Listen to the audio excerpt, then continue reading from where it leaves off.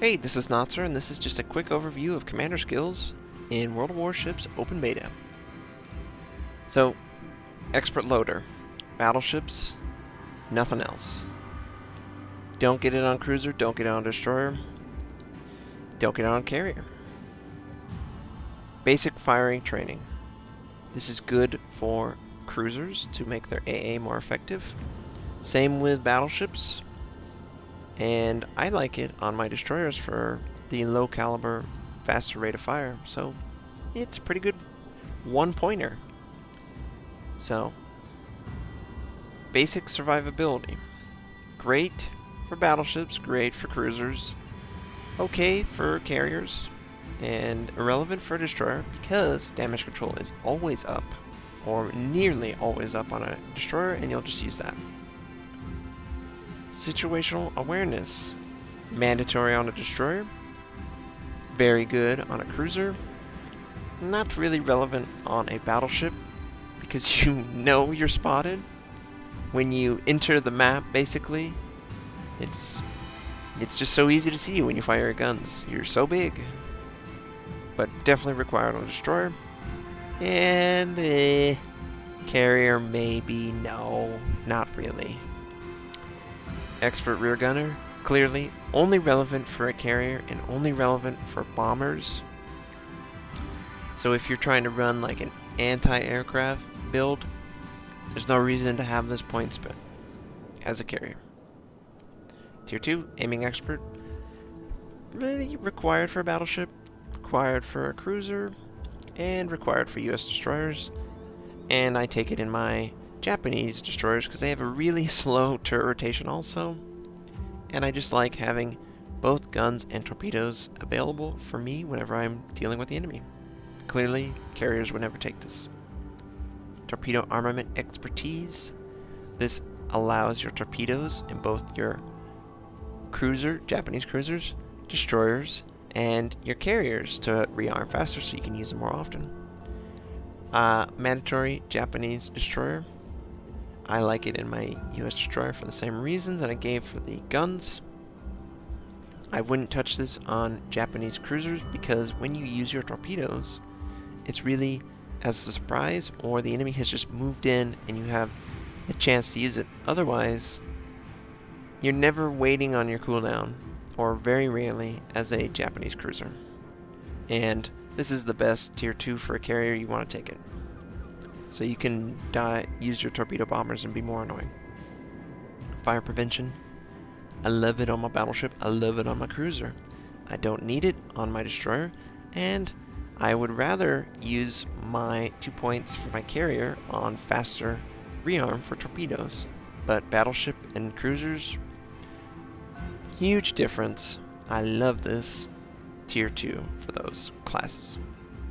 Incoming fire. This is really just to help people who are new to the game and not familiar with the mechanics. It really helps you identify when you're taking damage, and you can better deal with that because of that. But I would not worry about this if you are familiar with the game and you have pretty good in-game situational awareness.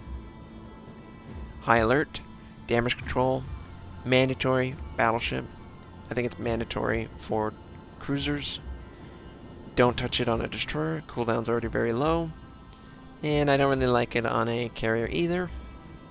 There are better tier 3s that you can skill. Vigilance, again, this is like the tier 2 on the rounds. This really only helps you if you're not familiar with the tendencies of the enemy and when they attack. Don't get it on a destroyer. Don't get it on a cruiser.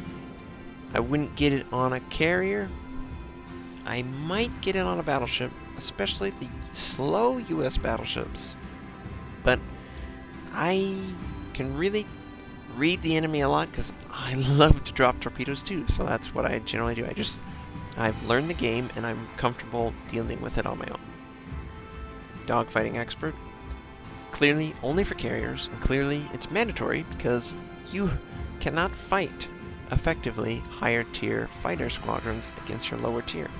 This just makes it somewhat viable, even though it's not really. Superintendent. This is really good for destroyers. This is okay for everyone else.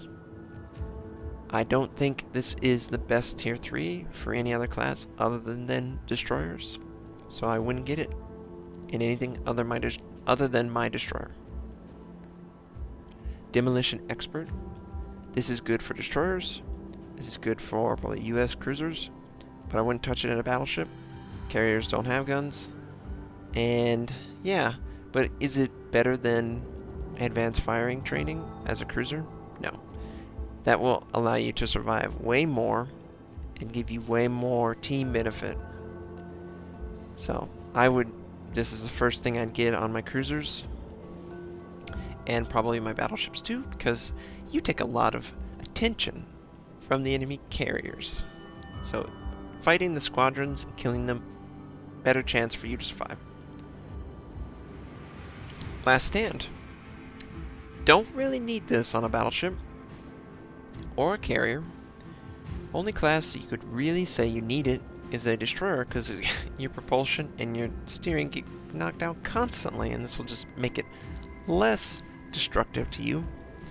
Cruiser, it's just not very good. It's okay for a cruiser. Aircraft Servicing Expert. This is mandatory for a carrier and no one else. There you go. Last Chance. I would only use this on a battleship because they are really the only class that can sit under 20% for a long time and benefit from this. Other classes either don't have guns, or their benefit, it's really hard for them to sit that low of health. Preventative maintenance. We got 34% chance incapacitation of modules, so it's just going to make it harder for your modules to be destroyed or crit damage. This is alright, and there's nothing sexy here. This is just average for all classes. Probably not carrier, because there's a tier 5 that's better. Concealment, basically mandatory for destroyer and irrelevant for everyone else. Maybe carrier, not really. I wouldn't touch it in a battleship or a cruiser. Air Supremacy, this adds a fighter to your fighter squadron, so you go from 6 to 7 for US, 4 to 5 for Japanese. Same with the bomber squadron. Mandatory carrier, irrelevant for everyone else. Jack of all trades. This is just a solid tier 5 that you would probably take on your cruiser, and I would probably take it on my battleship. So that was the overview. Commander skills. Total points you can spend, 20. So yes, you only have 5 extra points once you've spent 1 skill each tier. You will have worked your way through 15 points, and you only have 5 extra points to spend on bonus skills. So choose wisely.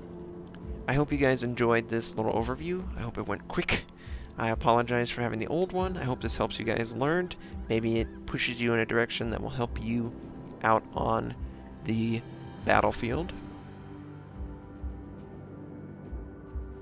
Hope you have a great day, and I'll catch you guys next time.